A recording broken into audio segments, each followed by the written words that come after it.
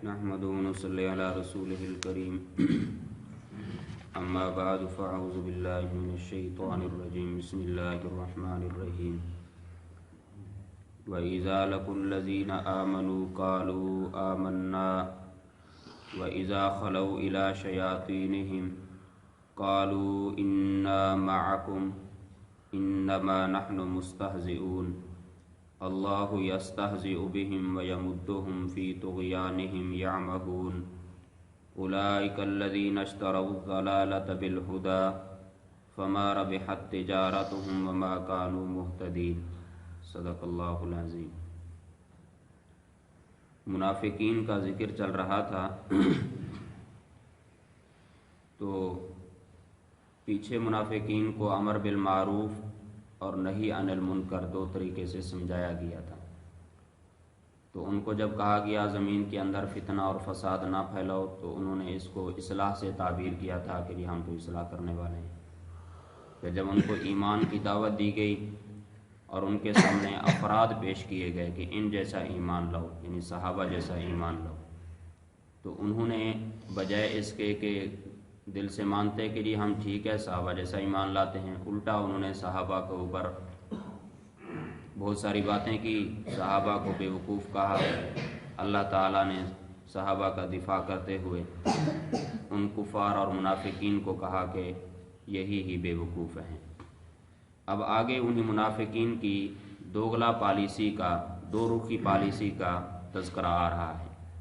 فرمایا وَإِذَا لَقُوا الَّذِينَ آمَنُوا، اور جب ملتے ہیں وہ منافق الذین آمنوا، ان لوگوں سے جو ایمان لائے، قالوا کہتے ہیں آمنا ہم ایمان لائے۔ ان کی دو رخی پالیسی ہے۔ جب ایمان والوں سے ملتے ہیں تو ایمان والوں کو کہتے ہیں کہ ٹھیک ہے آمنا ہم ایمان لاتے ہیں، جیسے تم نے ایمان لایا ہم ایمان لاتے ہیں۔ کل میں نے آپ کو بتایا تھا کہ جب ان کو یہ کہا گیا کہ جی تم صحابہ جیسا ایمان لاؤ تو وہ جو یہ باتیں کرتے ہیں انؤمنو کما آمن السفہاء، کہ ہم ایسے ایمان لیں جیسے بے وقوف ایمان لے ہیں، یہ آپس کے اندر باتیں کرتے تھے۔ یعنی جب ان کو آمنا کا کہا گیا ہے، انہوں نے تین طرح کے رد عمل منافقین کی طرف سے آ رہے ہیں۔ ایک یہ تھا کہ آپس میں بیٹھتے تو صحابہ کو کہتے، صحابہ کے بارے میں کہتے کہ یہ بے وقوف ہے، ہم ان جیسا کیوں ایمان لیں، اور جب صحابہ سے ملتے تو ان کو کہتے ٹھیک ہے آمنا ہم ایمان لائے ہیں، صحابہ کے سامنے زبان سے اقرار کر دیتے۔ اور جب یہ صحابہ سے علیحدہ ہو کر وَإِذَا خَلَوْا إِلَىٰ شَيَاطِينِهِمْ، اور جب یہ تنہا ہوتے تھے إِلَىٰ شَيَاطِينِهِمْ اپنے شیطانوں کی طرف، یہاں پر ان کے جو منافقین کے سرغنے تھے، جو ان کے سردار تھے، ان کو شیاطین سے تعبیر کیا گیا کہ یہ جو ان کے بڑے ہیں، ان کو منافقت پر جنہوں نے ڈالا ہے یہ شیطان ہیں، کیونکہ شیطان جنوں میں سے بھی ہوتے ہیں، شیطان انسانوں میں سے بھی ہوتے ہیں۔ تو ان کے بڑے سرغنوں کو، ان کے بڑوں کو شیاطین سے تعبیر کیا گیا۔ اور جب یہ منافق اپنے بڑے شیطانوں کے پاس جاتے ہیں تو قالوا انا معکم، ان کو جا کر کہتے ہیں کہ جی ہم تو تمہارے ساتھ ہیں۔ صحابہ کو جب ملے تو صرف زبانی دعویٰ کیا، قالوا آمنا، صرف اتنی بات ہم ایمان لے ہیں، لیکن جب ادھر گئے تو تاکید کے ساتھ، انا حرف تحقیق کے لیے ہوتا ہے، تاکید کے لیے ہوتا ہے، انا معکم، انہوں نے ان کے ساتھ معیت کا دعویٰ کیا کہ ہم دل و جان کے ساتھ تمہارے ساتھ ہیں۔ یہی ان منافقین کی منافقت تھی کہ دل سے مسلمانوں کے ساتھ ہونے کا دعویٰ، اور زبان سے مسلمانوں کے ساتھ ہونے کا دعویٰ، اور دل سے منافقین کے ساتھ ہونے کا دعویٰ۔ تو یہی انہوں نے منافقین کو کہا۔ پھر ان منافقین کے سرغنے اور کفار جب ان سے کہتے کہ پھر تم نے ان کو صحابہ کو کیوں کہا کہ آمنا ہم ایمان لے ہیں، ان کے ساتھ یہ باتیں کیوں کرتے ہو، تو اس کا جواب وہ دیتے ہیں انما نحن مستہزئون، بے شک ہم تو مذاق کر رہے تھے۔ نعوذ باللہ، انہوں نے ایمان کو اور صحابہ کو اور دین اسلام کو انہوں نے مذاق بنا لیا کہ ہم تو ان کے ساتھ مذاق کر رہے تھے، دل لگی کر رہے تھے، بس ان کو ایسے ہم دھوکہ دے رہے تھے، مذاق کے طور پر ہم یہ باتیں کر رہے تھے۔ یہاں سے معلوم ہوتی ہے کسی مسلمان کے ساتھ مذاق کرنا یہ کسی مسلمان کا شیوا نہیں ہے، منافقین کا اور کفار کا شیوا ہے۔ سورۃ مطففین کے آخر کے اندر بھی اسی بات کو اللہ نے بیان کیا، ان الذین اجرموا کانوا من الذین آمنوا یضحکون، کہ کافر ایمان والوں سے ہنسی مذاق کرتے تھے۔ یہاں پر منافقین کے بارے کے اندر یہی کہا گیا کہ منافق کہتے تھے ہم ایمان والوں کے ساتھ مذاق کرتے ہیں۔ تو کسی مسلمان کے ساتھ مذاق کرنا یہ کفار اور منافقین کا طریقہ ہے، اور یہ بری عادتوں میں سے ہے۔ ایک تو یہ انسانی اخلاق کے بھی خلاف ہے کہ کسی دوسرے مسلمان کا دل دکھانا، دل شکنی کرنا بھی اچھا نہیں۔ دوسرا اس وجہ سے کہ جو کسی دوسرے مسلمان کا مذاق اڑا رہا ہوتا ہے وہ اپنے آپ کو اس سے بہتر سمجھ رہا ہوتا ہے، اور یہ تکبر ہے، اور اللہ کے ہاں تکبر بری چیز ہے۔ اور تیسری وجہ یہ بھی ہے مذاق کے برے ہونے کی کہ جو کسی دوسرے مسلمان سے مذاق کرتا ہے وہ اپنے آپ کو اسی چیز سے محفوظ سمجھتا ہے کہ جی اس کے ساتھ مذاق کر رہا ہے، اس کے اندر فلاں عادت ہے، فلاں اس کے اندر برائی ہے، وہ مذاق کر رہا ہے اس کے ساتھ، وہ اپنے آپ کو اس سے محفوظ سمجھ رہا ہوتا ہے۔ حالانکہ ممکن ہے کہ اللہ تعالیٰ اس کو جس سے مذاق کر رہا ہے اللہ تعالیٰ اس کی حفاظت فرمائے اور اسی مذاق کرنے والے کو اس کے اندر مبتلا کر دیں۔ اللہ تعالیٰ کے سامنے کوئی بعید نہیں، تو اس وجہ سے کسی مسلمان کے ساتھ مذاق نہیں کرنی چاہیے، کسی مسلمان کا دل نہیں دکھانا چاہیے۔ تو منافقین نے کہا اپنے سرگنوں کو، ہم تو جی ان کے ساتھ مذاق کے طور پر یہ باتیں کرتے ہیں۔ تو جب انہوں نے صحابہ کو بیوقوف کہا تھا، صحابہ نے کوئی جواب نہیں دیا، اللہ نے خود جواب دیا تھا۔ اور جب صحابہ کے ساتھ مذاق کی باری آئی تو صحابہ نے پھر بھی کوئی جواب نہیں دیا، اللہ تعالیٰ نے صحابہ کی طرف سے جواب دیا، فرمایا اللہ یستہزئ بہم، اللہ ہی ان کو ان کے استہزاء کی سزا دیں گے۔ اللہ یستہزئ بہم کا مرادی معنی یہ ہے، لفظی معنی اس کا یہ ہے کہ اللہ تعالیٰ بھی یستہزئ بہم ان سے مذاق کریں گے۔ حالانکہ یہ مراد یہاں پر یہ نہیں ہے، لفظوں کی اعتبار سے یہ معنی ترجمہ ہو سکتا ہے لیکن مراد یہ نہیں ہے۔ مراد یہ ہے کہ اللہ تعالیٰ ان کو ان کے استہزاء کی سزا دیں گے۔ اور یہاں پر پھر اس کو استہزاء سے کیوں تعبیر کیا؟ یہ ایسے ہے جس طرح دوسری جگہ پر ہے قرآن پاک کے اندر، جزاء سیئات سیئات مثلھا، کہ ان لوگوں کے جو برائی کا جو بدلہ ہے وہ برائی کے ساتھ اس کے برابر دیا جائے گا۔ حالانکہ برائی کا بدلہ برائی نہیں ہوتا، تو ان کا جو برائی تھی اسی جرم کا نام برائی رکھ دیا گیا۔ یہاں پر ان کا جرم تھا استہزاء والا، مذاق والا، تو ان کے اسی جرم کی جو سزا اللہ تعالیٰ قیامت کے دن دیں گے اسی سزا کا نام ہی اللہ تعالیٰ نے استہزاء رکھ دیا۔ اور بعض مفسرین نے لکھا ہے کہ ان کو جو منافقین کو اس استہزاء کے اوپر مذاق اڑانے پر جو قیامت کے دن سزا ملے گی اسی سزا کے اندر بھی مذاق کا پہلو ہوگا۔ حضرت عبداللہ بن عباس رضی اللہ تعالیٰ عنہ فرماتے ہیں کہ جنتی مسلمان جب جنت کے اندر ہوں گے، منافقین اور کفار جہنم کے گڑھے کے اندر پڑے ہوں گے، مسلمان وہاں سے بیٹھ کر ان کا نظارہ دیکھ رہے ہوں گے، یکدم جنت کے دروازے کھول دیے جائیں گے، جہنم کے دروازے کھول دیے جائیں گے۔ مسلمان یہ سمجھیں گے کہ اب منافقین کو جنت میں داخلے کی اجازت مل گئی ہے، اور منافق بھی یہی سمجھیں گے، اور ان کو کہا جائے گا کہ چلو جنت کے اندر، فرشتے ان کو کہیں گے۔ وہاں سے یہ منافق اور کفار وہاں سے بھاگیں گے، بھاگتے بھاگتے جیسے ہی یہ جہنم کے دروازے کے قریب پہنچیں گے،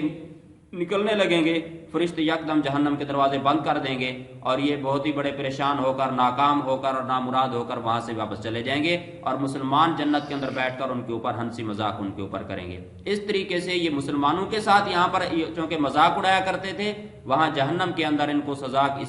جو ہے اسی مذاق کے طریقے سے دی جائے گی۔ اللہ یستہزئ بہم، اللہ تعالیٰ ان کو ان کی مذاق کی سزا دیں گے۔ ویمدھم، اور اللہ تعالیٰ ڈھیل دے رہے ہیں ان کو، فی طغیانہم، ان کی سرکشی کے اندر، یا مہون، وہ حیران ہو رہے ہیں۔ ویمدھم، اللہ تعالیٰ ان کو ڈھیل دے رہے ہیں۔ اللہ تعالیٰ کسی انسان کو گناہوں کے اوپر دنیا کے اندر فوراً سزا نہ دیں اور مہلت دیتے رہیں، یہ بھی ایک قسم کی اللہ تعالیٰ کی طرف سے سزا ہے۔ مثلا ایک بچہ ہے، اس نے کوئی چوری کر لی،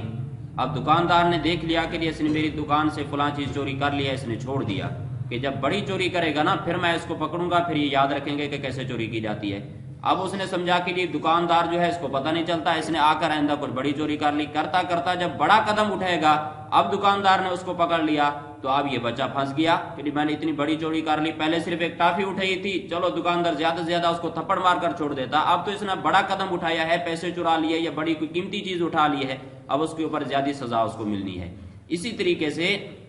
اللہ تعالیٰ منافقین کو ڈھیل دے رہے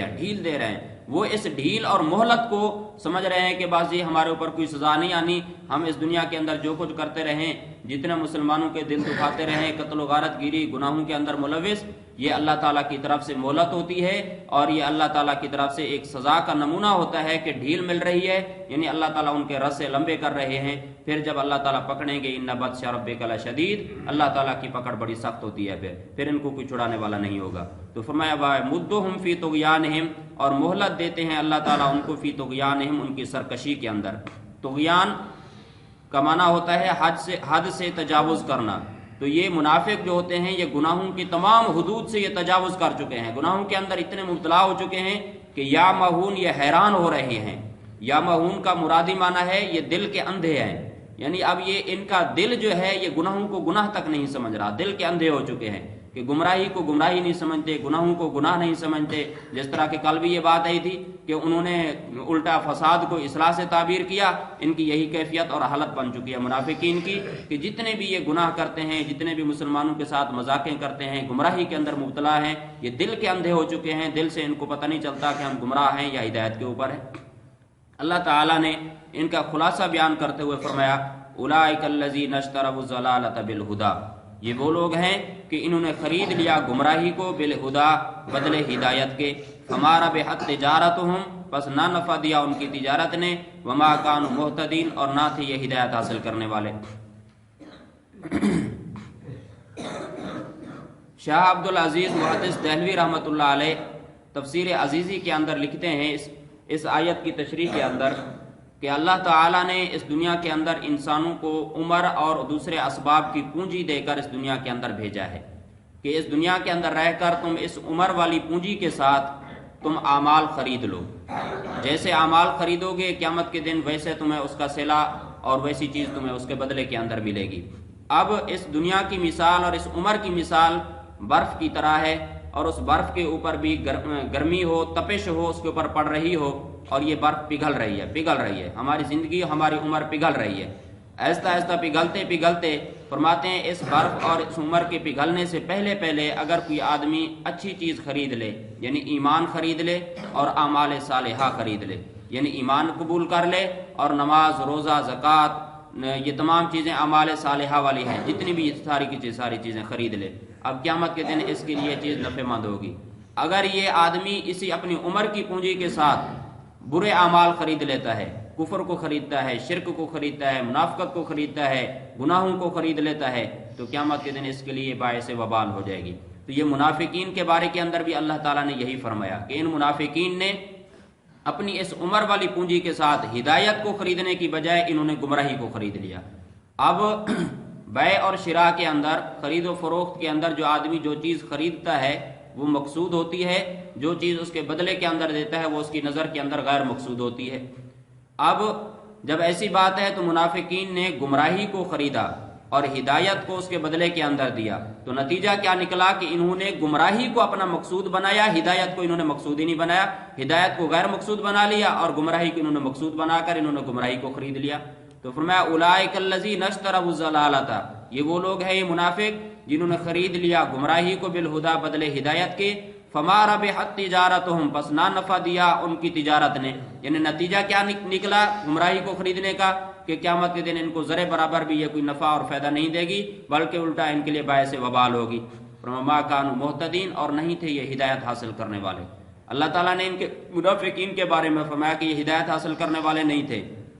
اور جب مومنین کی باری آئی تو فرمایا اولئک علی ھدی من ربہم، کہ یہ ہدایت کی سواری کے اوپر مومن جو ہے، متقین جو ہے ہدایت کی سواری پر سوار ہیں۔ اور جب منافقین کی بات آئی تو اللہ تعالیٰ نے فرمایا یہ ہدایت حاصل کرنے والے ہی نہیں تھے، انہوں نے اپنی عمر کی پونجی کو ضائع کر کے اس کے ساتھ گمراہی کو خریدا، اب کبھی بھی کسی صورت کے اندر ان کو ہدایت نہیں مل سکتی۔